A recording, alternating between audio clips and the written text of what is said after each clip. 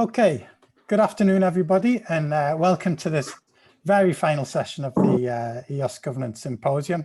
It's kind of after-hours session, if you like, because the main executive board sessions have now finished. So this is the fourth and final co-creation session. So as you've heard, you may have heard in the other three sessions that we had, co-creation funding has been made available by the EOSC Secretariat project. And there's been many studies and activities and events which have been carried out by various organizations and individuals over the last couple of years. Many of these have contributed to the work of the executive board and its working groups, and have played an important part in the input to those. So today we'll be trying to follow up on some of the topics that have been covered this week. And in particular today. So we'll be honing in a bit on the topic of training and skills, in particular around fair data. So there's some key words for today, I think. Researchers, as the people who are at the very center of EOSC, fair data, and incentives and rewards, and training and skills to make sure people know how to use EOSC and use fair data and create it.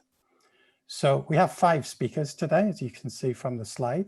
Firstly, we'll be hearing from Katharina Flicker from the Technical University of Vienna, who'll be looking at researcher needs. And based on a series of workshops that she was involved with, what needs they have and what are their expectations and vision of the European Open Science Cloud.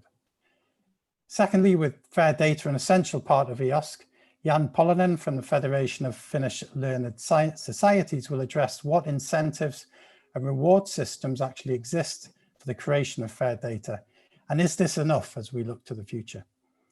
Following on from this and closely related to this is Henriikka Mustajoki from the Federation of Finnish Learned Society again, who will look at the vision for rewards and incentives for research data in researchers' careers. So this is a very important point as we look ahead. As we've heard today in the training and skills sessions, there's a growing number of training resources available, with many things being created as well. And Peter McQuilton from the Oxford E-Research Centre will look at how we can formalize terminologies there that describe competency, skills, and knowledge associated with keeping and making data fair. And finally, we have Ingrid Dillo from Dance, who report on an interesting 3-day workshop which looked at a collaborative approach to training with a focus on service providers. So with that, I'll hand over to Katharina. Remember that there'll be time for questions at the end. Each presenter has about 5 minutes to present their points. And then, as I said, we'll move over to the Slido and look at the questions coming in for them. So please do contribute. So with that, Katharina, over to you, please. Thank you for the nice introduction. Hello, everyone. Let me just share my screen.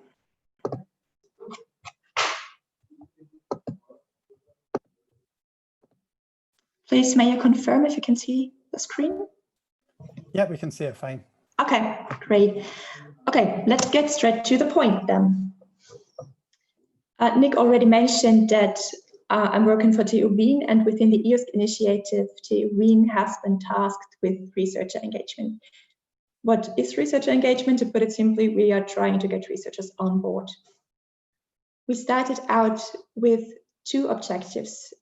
One was to identify current barriers in research and to come up with a tangible collection of services and in order to support cutting-edge research.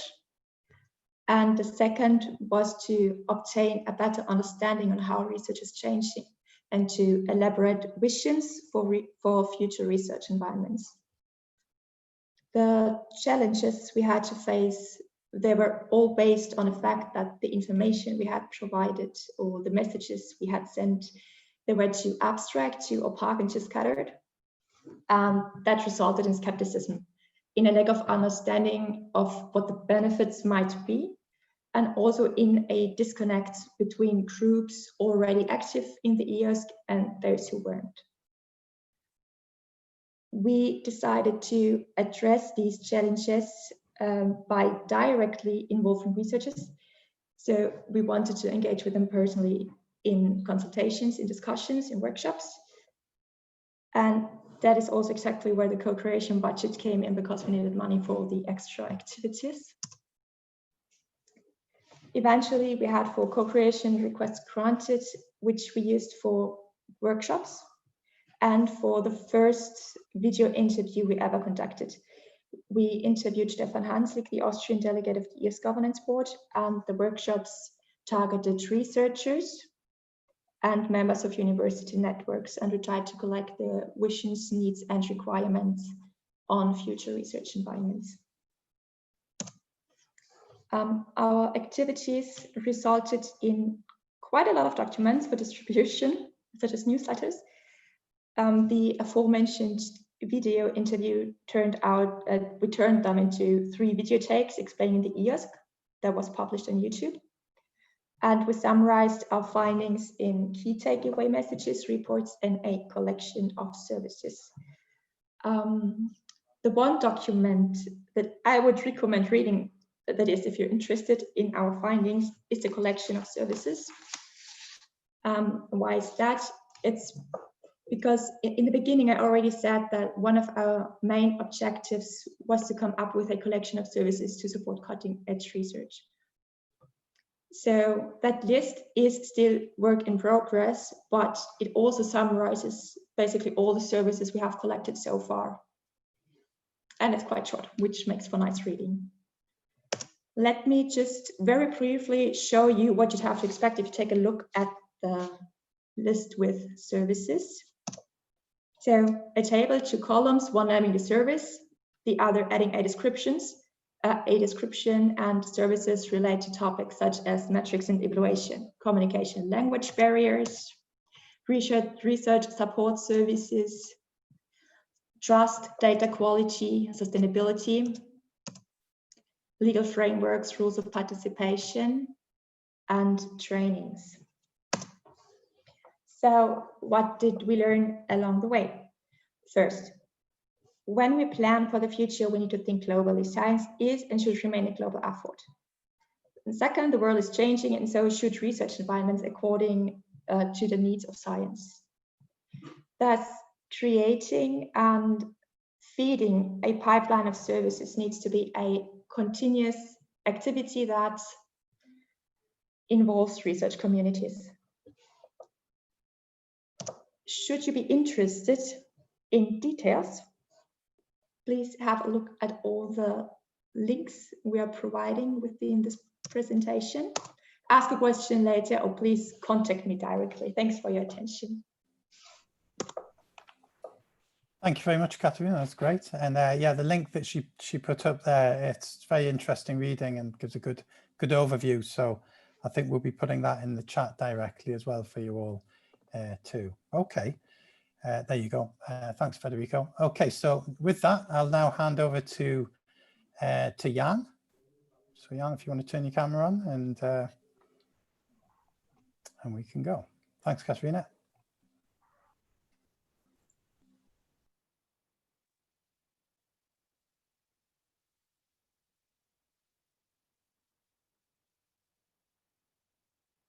Should I share my screen? No, it's coming up now. There you go. Yeah. There you go. Okay. Thank you. So my name is Janne Pölönen. I work as head of planning at the Federation of Finnish Learned Societies, and I present the project titled The European Overview of Merit and Incentive Systems in Relation to Fair Data Creation. Next slide, please. To foster responsible evaluation of research and researchers, Europe needs a vision, a roadmap, and data infrastructures for fair research data produced by researchers, as well as for data about research activities and merits that support research assessment. Our aim is specifically to produce an overview of the current state of policies and information about research and merits, and especially how fair data figures in the data models, in information systems, and criteria supporting researcher assessment. Next slide, please. The project is carried out between September this year and March 2021. So it's very much a work in progress, and it consists of 3 activities. A review of data models, information systems, and assessment policies based on existing resources. So we have gone through already a quite large number of reports, research articles, and policy documents.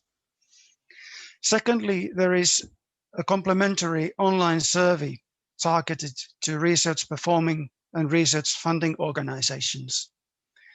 And in addition to that, we will be making case studies of data models and information systems and how they incorporate, for instance, fair data, including Serif, ORCID, and the Finnish national Virta information system supporting assessments. Next slide, please. The overview and case studies highlight the good practices and key challenges for creating a European fair data environment for responsible career assessment. We also outline a preliminary vision regarding data models and information systems. We feel that fair research data can be fully acknowledged in career assessment only if data and infrastructures supporting assessment are fair and responsible. Next slide, please. We all know, of course, what is fair in terms of data, but what is responsible? This is an early overview of the International Responsible Evaluation and Metric Guidelines, the DORA Declaration, the Metric Tide Report, and the Leiden Manifesto, which are endorsed by the European Open Science policies. There are, of course, many aspects to consider, including, for instance, the methods and criteria used in assessment. But also the data supporting assessment should be transparent, robust, comprehensive, comparable, and of course, we would like it to be fair. But all statements also strongly emphasize that responsible metrics need to account for diversity of outputs and missions, take into account locally relevant research and differences between fields. Next slide, please. So what does it take to change evaluation culture? First, we need to know what we want to value and evaluate. For example, the diversity of outputs, activities, and missions. In the case of research data, this may include open data sets, data citations, fair principles, and expertise. Secondly, we need to make responsible assessment possible by recognizing what we value in infrastructures, including data models and information systems supporting assessment. It is vital to invest in infrastructures making the publishing and sharing research data possible, but it is also important to develop infrastructures supporting assessment that enable reporting, for example, fair data and expertise. In this project, we focus on the assessment infrastructures. The next step is to make it rewarding. But my colleague Henriikka will tell you more about project to create vision and roadmap for research data in research careers in the next presentation. Next slide, please. So this is my part. Thank you very much. Thank you very much, Jan. That's great. And we'll hand the floor over to Henriikka now. Henriikka. Lovely. Thank you so much. As it might be obvious, Janne and I are working closely on these co-creation projects, and my project builds very solidly on the information produced by Janne's project. So next slide, please. As Janne said, when we look at making these things happen, making responsible assessment, we know what it is, we need to make it possible. But in order for our researchers to seriously engage in creating fair data and essentially using EOSC services as well, we need to make it rewarding. And we need to make it rewarding in recruitment, in promotion, in funding. Also, we need to think of how it is rewarding for the organizations. So the organizations will put in resources for training and encourage in their own systems. So we need to create a culture where creating fair data is in the interest of both researchers, research performing organizations in multiple different ways. Therefore, we need to look at criteria in our assessment systems for data sharing, for using fair principles, using open data and data stewardship. And we've started the vision and roadmap project. Can I have the next slide, please? Is the idea that we get what we measure. That if we don't measure and reward things, and we can't reward them unless we measure them, they are not unlikely to happen. So if we want more fair data, we need to make it count for our researchers. And we know, based on the review from Janne's project, that still, after many years following our international declarations, current career merit systems are still very heavily based on publications. And that is partially because we don't have the data on other things that we could reliably use as part of our merit systems. Therefore, we need a vision and a roadmap to better incorporate fair data in European research assessment. That means we need rewarding and incentivizing the production of fair data. And in order to be able to do that, we need to create fair research merit data. So we're using fair data in two different capacities. And I believe it's really important to remember that we have fair research data, but we also need fair career merit data in order to be able to create a system that rewards and incentivizes. So the value of producing fair data and having fair career merit data will then incentivize researchers to engage with EOSC services. Can I have the next slide, please? So the project runs at the same timeline as Janne's project. We obviously, before the coronavirus, had a slightly different plan, but we will now organize 2 boot camps online. The first ones will be in November to create a vision for fair data in research assessment. And we will open that to public consultation early in 2021. And once it's been through the open consultation process and we have a better intake within the European community, research community, we will have another set of online boot camps to look at how we're going to move from what we know where we now, based on what Janne's project has given us, to where we want to go, which is the vision that we have built. Can I have the next slide, please? So I believe that in this project, in creating a vision for responsible and sustainable use of fair data in research and researcher evaluation, we are encouraging European researchers to create fair data and having a roadmap post-2021 towards a more responsible and sustainable research merit system for European organizations, encouraging European researchers to create fair data. And the roadmap will be based on the overview and the really large and informative database that we have from the previous project. And that, next slide, is all I had prepared for this afternoon. Thank you very much. Thank you very much, Henriikka. That's great. Okay, some interesting points. And remember to put your questions in the Slido. There's a few coming in. Okay, so over to Peter now for the terms for fair skills. Thanks, Peter. Excellent, thank you. Good afternoon, everyone. I'm just going to put a link in the chat to our terms for fair skills so you can see that.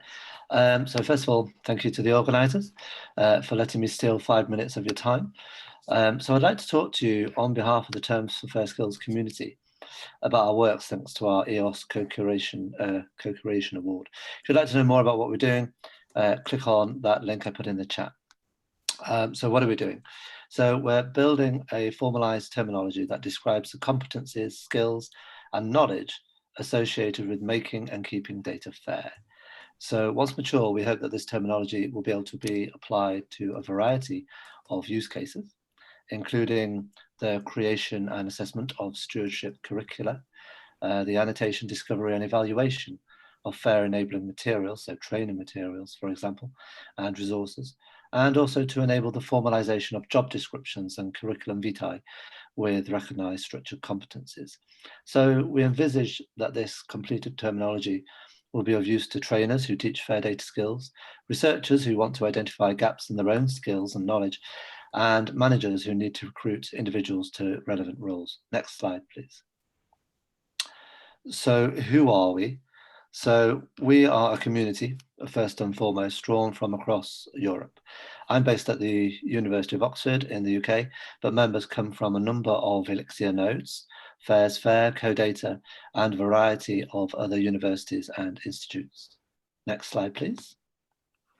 So we started the terminology in 2019 at a meeting at GoFair, and through 2 workshops, one in Paris at CoData and another in The Hague at DANS, we have and continue to work together to take existing terminologies such as the Fair 4S work, Edison work by Zone MV and Elixir, and CASRAI to build this terminology so it's as complex as it needs to be so that it meets our competency questions, but also as simple as it needs to be and that it satisfies our use cases. Next slide, please. So thanks to this award, which we were granted in July of this year, we will continue to develop the fair skills terminology with our annotation and coordination groups to create essentially a first pass of the terminology. And to do that, we're using at least 2 real-world use cases to drive that development, to ensure a broad and pragmatic initial set of terms so that we're not too focused on one use case or another. And the idea is we will iteratively define and refine those terms through the re-annotation of training materials. Next slide, please. So the 2 use cases that we're going forward with right now are the CoData Summer Schools and the Elixir Training and Events Portal tests. And as I say, the way we're doing this is very collaborative. So we're using Web Protege for collaborative building and editing of the terminology. And everything we do is stored in GitHub. If you go to that website, I've added in the chat, there's a link to our GitHub repository where you can see the latest version of the terminology. And we're also using a tool called Semaphora, which is a Chrome plugin, which is derived from B2 Note to annotate. So next slide, please. So here's just an example slide really to show you our editing in Web Protege. You can see on the left-hand side of the slide some of the terms, including the Fair 4S activities. And then on the center or right-hand side of the slide, you can see we have one of our terms, a fair stewardship training term. And you can see we have definitions and relationships there. Next slide, please. And so this slide shows an example annotation using the Semaphora plugin, which you can see on the right-hand side of the screen. And then on the left-hand side, this is an example from the Elixir tests portal, which shows a fair data stewardship course in the Netherlands. And you can see using Semaphora, you can start annotating directly that training material. You start typing in and it picks out the relevant terms from Term for Fair Skills. So next slide, please. So this is the core model that we're using for the ontology. I'll quickly take you through this. So on the left-hand side, we have the learning medium. So this could be a course, a presentation, some online documentation. And that is about an activity which you can see at the top of the model there. And that activity contributes to a particular aspect of FAIR and is also related back to FAIR 4S. So there's some interoperability there. And that activity requires knowledge, skill, and aptitude. And we're defining all of those terms, and those terms are related back as they are about that activity. So you can see the relationships that we're building up.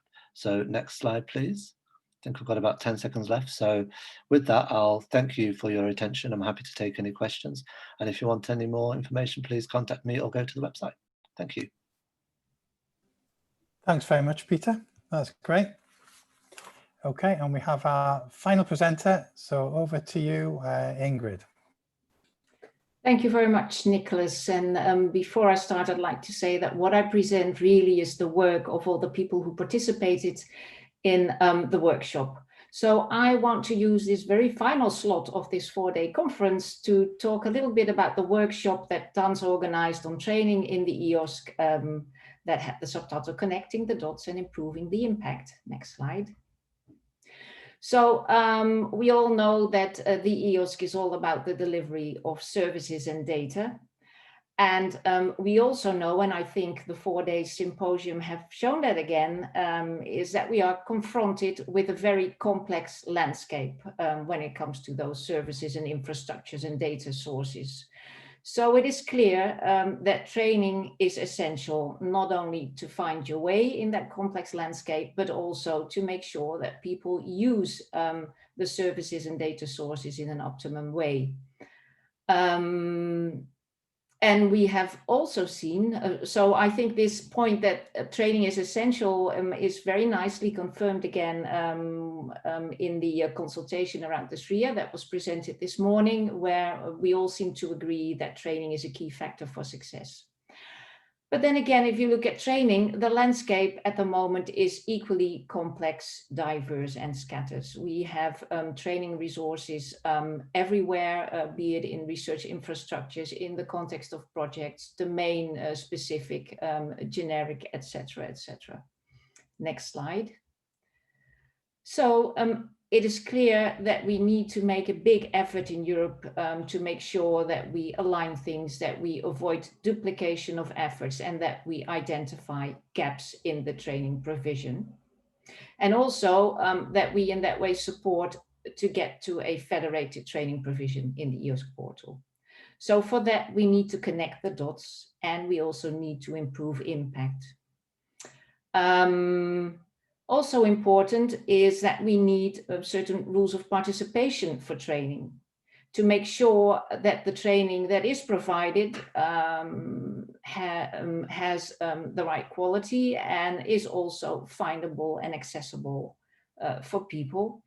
And it's also important to make sure that way that we facilitate the easier reuse of learning resources. So again, collaboration is needed, and I think this was also stressed this morning in the presentation again of the work of the Skills and Training Working Group, where Natalia also stressed the importance of facilitation, coordination, and alignment. Next slide. So what have we done? At DANS, we were at the initiative of building a community of practice in Europe of hands-on experts, the training coordinators in the different projects and research infrastructures. And that community of practice is a flourishing community hosted by OpenAir. So that was the basis upon which we thought that it might be good to bring those people together and to discuss these issues. And the idea was to have the result of that workshop feed into the work of the EOSC working groups on rules of participation and the, at that point, emerging working group of skills and training. So in February of this year, just before the world shut down, we were able to have a face-to-face workshop for 3 days in The Hague, and we organized that in collaboration with EUDAT, EGI, and OpenAir. And at the workshop, we had 35 participants who represented over 30 EOSC-related projects and initiatives. And that workshop resulted, of course, in a report, and you see the link here, and I'll put it in the chat later on. And that report was well received, and you can see that a lot of people read it. at least downloaded it. So we hope they read it as well. Next slide. So what are the results presented in that report, and who are the results for? Here you see a nice overview. The report consists of two main results. The first one being suggestions for rules of participation for training, feeding into the rules of participation working group. The second outcome, part of the report, provides practical guidance for training service providers, feeding into the skills and training working group. Next slide. So, a little bit about that first result, the rules of participation for training. And there I need to say that at the point of time that this workshop took place, we had one of the first versions of the rules of participation available. And in that version, there was a clear distinction between the different resources in the EOSC. So there was a distinction between rules of participation for data and for services. The workshop concentrated on that version of the rules of participation and came up with a number of suggestions to add the training to those rules of participation, saying that the rules of participation concerning data should also be applicable for training materials, and that training materials could both be digital and analog. And with respect to the rules for services, the workshop suggested to add, to make those rules also applicable for training service providers. So that trickled down in all the detailed rules of participation in the form of additions and some alterations. Of course, at the moment, this week, the fifth version of those rules of participation were presented, were published, and it is clear that the working group has come a long way, and that the structure and the content of the rules of participation now look quite different from the ones that we worked with in February. But still, it is very nice to see that the rules of participation now explicitly include training and training resources, and that the rules of participation also clearly state that they deal with not only digital, but also non-digital resources in the EOSC. So in that sense, I think that the outcomes of the workshop really have had some influence there. So next slide. Let's look at the second strand in the report, the practical guidance for training service providers.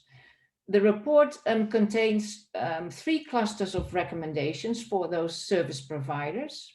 The first cluster dealing with the need to both define the stakeholders in the EOSC training and also define their needs. And I think this morning already also a lot around that has been said also in the discussions.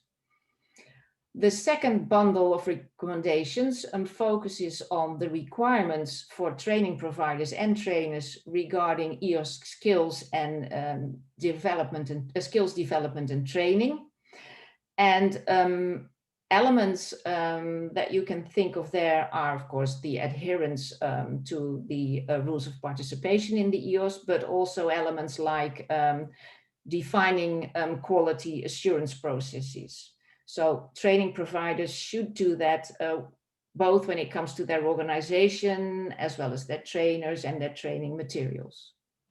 The final cluster of recommendations deals with recommendations for a federated EOSC training catalog and its training resources. And I think this also touches upon the presentation that Peter just gave.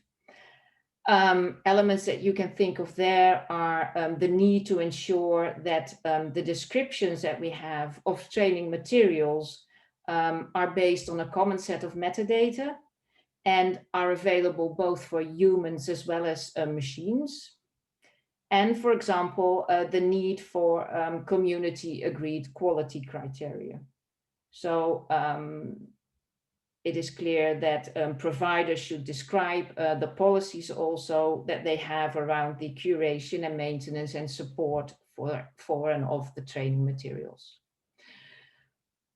If you want to know more, please read the report, I would like to say. And then finally, it is very clear that if we really want to move ahead with the training provision in EOSC, we need to make sure that we have some central specification and prioritization. And the roads for that are, of course, the working group that is still ongoing on skills and training, but also this community of hands-on experts, the community of practice. And then, of course, the envisaged training-related activities that we will see once the Infra EOSC 03 project gets on the road.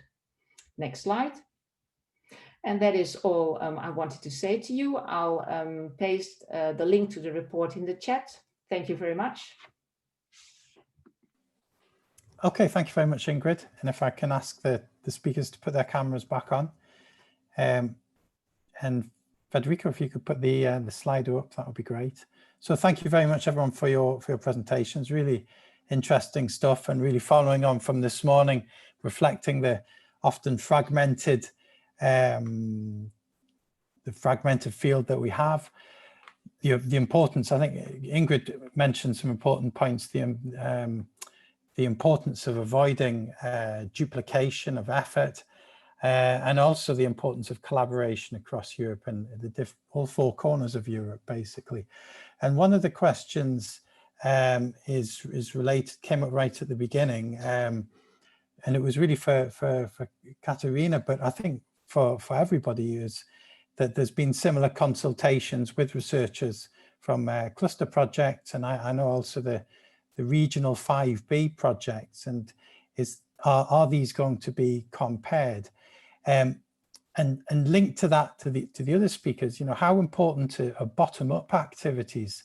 In the incentives talk, we talked a bit about the top-down approach, but from a bottom-up approach, how important is collaboration between regionally funded and nationally funded initiatives across Europe? So, who would like to respond to that first? There's quite a few questions there, wasn't there?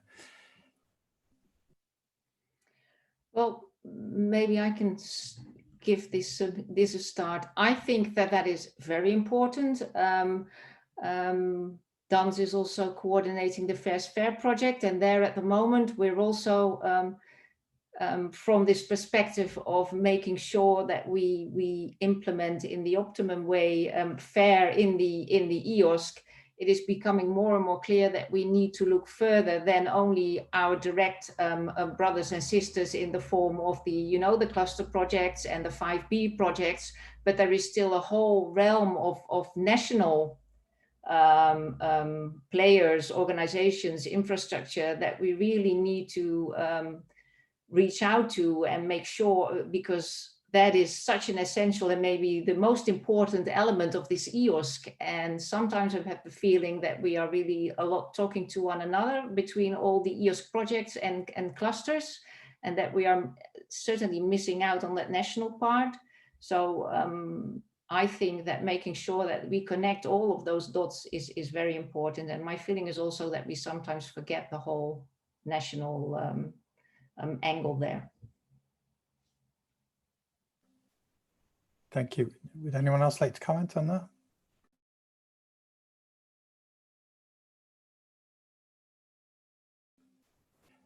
Okay, then a question to Jan regarding the funders. This is from Bert Meerman from GoFair. How can the funders drive the responsibility function in your view?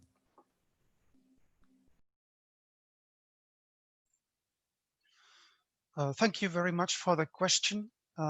That of course may entail taking societal responsibilities of research and, into account in the assessment criteria and monitoring of research activities, in reporting on outputs from research projects.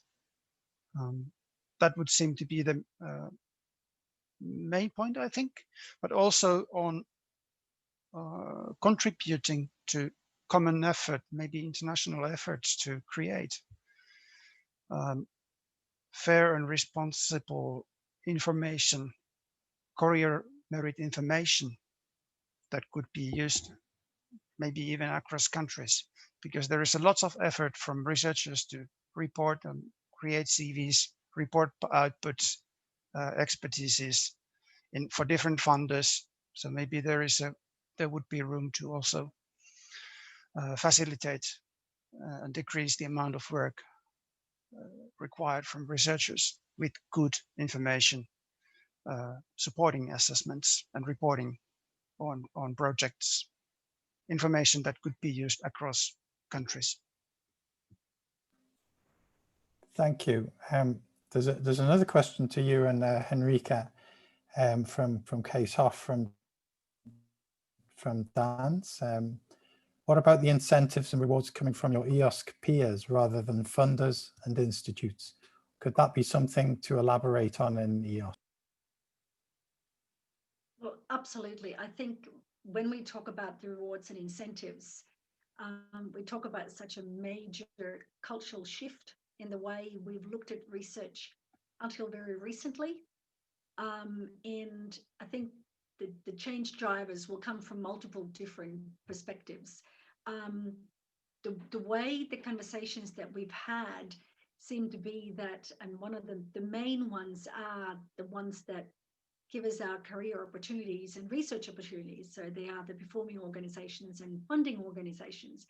But at the same time, there is the peer relationship and peer pressure that works more bottom up.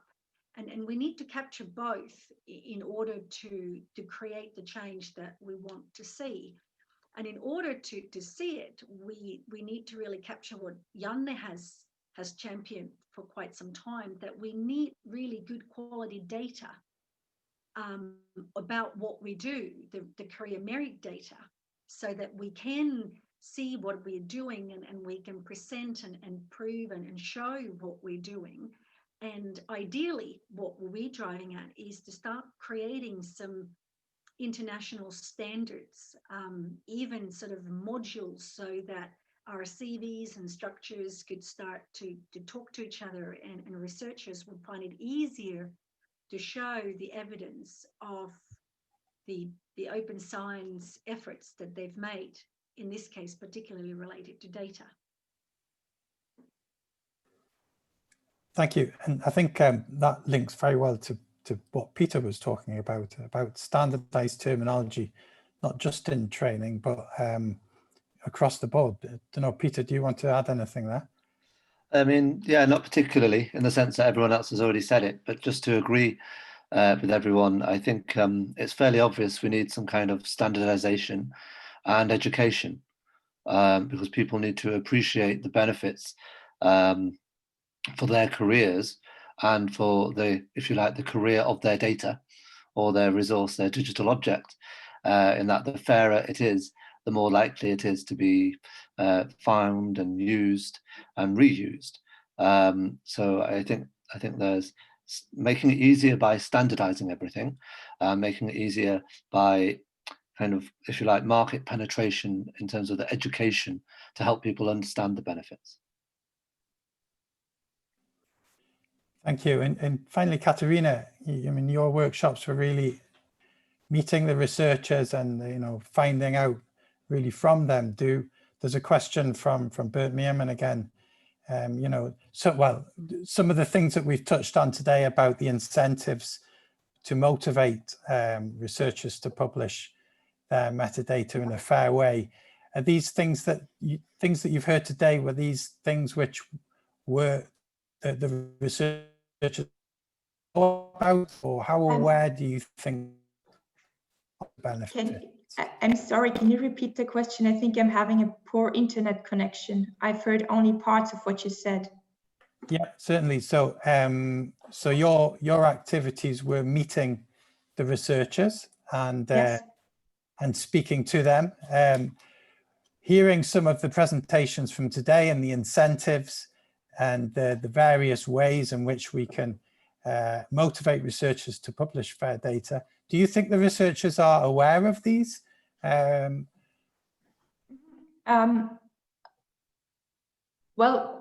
I definitely have to say that there are researchers who are very aware of the FAIR principles and who are absolutely supportive of them. And the things we've heard a lot when it comes to publishing data or metadata is, number one, it's absolutely time consuming. They'd love to get some sort of metadata support services just to help them and make it less time consuming. And the other thing is that some researchers seem to be kind of reluctant because, I mean, they are not reluctant to share the data as soon as the publication is out. But before that, and sharing too much, also data sets that they might still want to work with, they're reluctant about that because they say they get the grants based on their list of publications. And if they give the data away too early, others might use their data sets to actually do similar things. So I think the problem is not the fact that they don't want to share data, because they want to share data, they want to reuse it, they want to have an exchange on a global level. But the problem is kind of related to the actual reward mechanism and how they get their grants. Okay, thank you very much. So we've got just two have just come in now, but one point is a request for training facility managers on fair data. I'm not sure who the request has come from. If there's any opportunities going on that, if you can indicate who you are, then that would be helpful, and we can maybe put you in touch with the speakers. And with that, I'd like to thank all of our speakers today in this session, and all of the speakers in the whole event. I'd also like to just say a special thank you to my colleagues at Trust IT, Federico, Julie and Rob and Zach, who have been sweating away all week supporting this event. So thank you to them. Thank you to all of you participants, and especially to those who have stayed on for this final session. Have a lovely evening, and we'll see you very soon for an event probably in 2021, which the Secretariat will be organising, and we'll be confirming a date for that in the next couple of months. Okay, thank you everyone, and goodbye. Thank you. Bye-bye. Thank you. Bye. Thank you. Bye-bye. Bye.